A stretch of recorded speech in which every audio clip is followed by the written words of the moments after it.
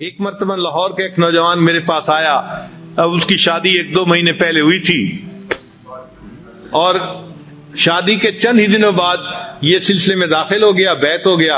اب اس نے چہرے پہ داڑھی بھی سجا لی, نمازیں بھی پڑھنی شروع کر دیں, تو نیکی پہ آ گیا. اللہ کی چاند کے ایک دن میرے پاس آیا, غصے میں تھا. میں نے پوچھا خیریت ہے؟ اللہ کی چاند کے ایک دن میرے پاس آیا, غصے میں تھا. میں نے پوچھا خیریت ہے؟ کہنے لگا بس حضرت کیا بتاؤں, یہ جو میری بیوی ہے نا, اس نے بس مجھے بہت ستایا ہوا ہے. میں نے پوچھا کیا ہوا؟ کہنے لگا کہ کہتا ہوں تو نماز نہیں پڑھتی, سر پہ دوپٹے کا خیال نہیں رکھتی, اور بالکل اس کو تو دین کا کوئی احساس ہی نہیں ہے. یہ تو اس نے تو میرا جو ہے نا جینا حرام کر دیا ہے. خیر خوب اس نے غصے میں چند باتیں کہیں.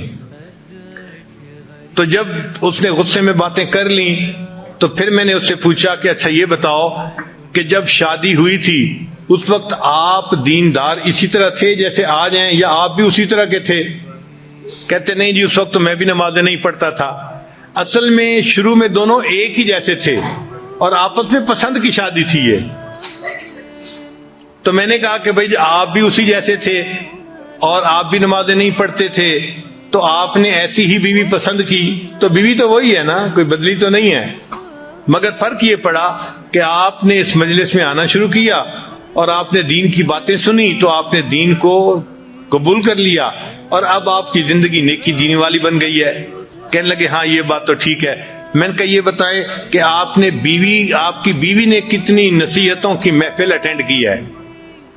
کہنے لگے وہ تو نہیں آتی. میں نے کہا کوئی اور دینی محفل اٹینڈ کی ہو جہاں اس کو دین کی طرف کسی نے ترغیب دی ہو, بلایا ہو؟ کہنے لگا نہیں. میں نے کہا پھر وہ کیسے دوپٹہ کرے گی سر کے اوپر اور کیسے وہ پردے کا خیال کرے گی, نمازیں پڑھے گی؟ اس کو تو سمجھانے والا کوئی ہے ہی نہیں. آپ کو تو سمجھانے والے مل گئے, اس کو تو نہیں نہ ملے. تو اب اس کو فیل ہوا کہ بھائی حضرت جی مجھے آہستہ آہستہ نا اس بات پہ لے آئیں گے کہ اچھا اس کو محفلوں میں لایا کرو, تو یہ تو کام لمبا ہو جائے گا نا. اور وہ تو جلدی حل چاہتا تھا کہ حضرت جی مجھے کہیں وہ نماز نہیں پڑھتی, تم جاؤ ذرا اس کو سیدھا کرو.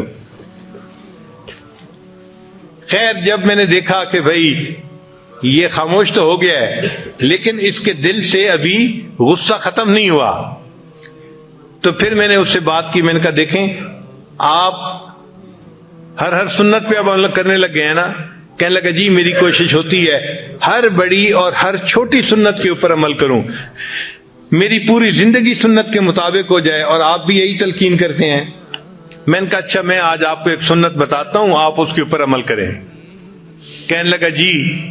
میں نے کہا آپ واپس جاتے ہوئے کسی دکان سے مٹھائی کا ڈبہ ساتھ لے جائیں, اور جب گھر جائیں تو دسترخوان پہ جب ڈبہ رکھا جائے تو اس میں سے مٹھائی کا ایک پیس اٹھا کے اپنی بیوی کے منہ میں ڈالنا. جب میں نے کہا تو مجھ سے پوچھا جی.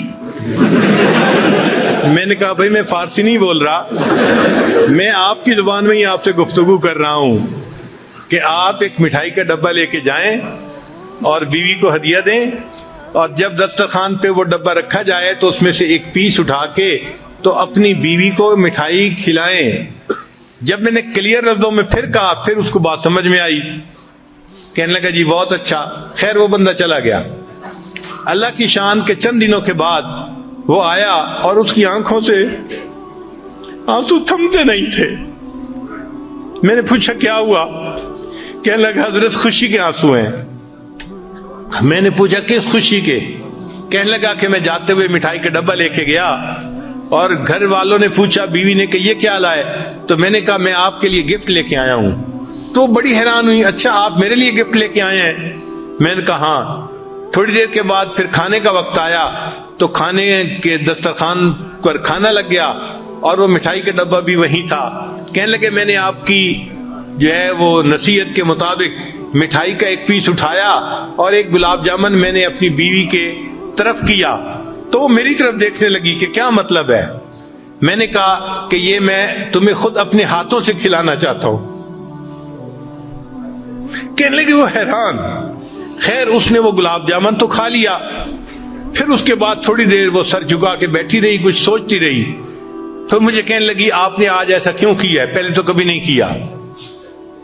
تو کہنے لگا کہ میں نے اسے کہا کہ نبی حضرت نے مجھے بتایا ہے کہ یہ نبی علیہ الصلوۃ والسلام کی سنت ہے، میں نے اس سنت کے اوپر عمل کیا ہے۔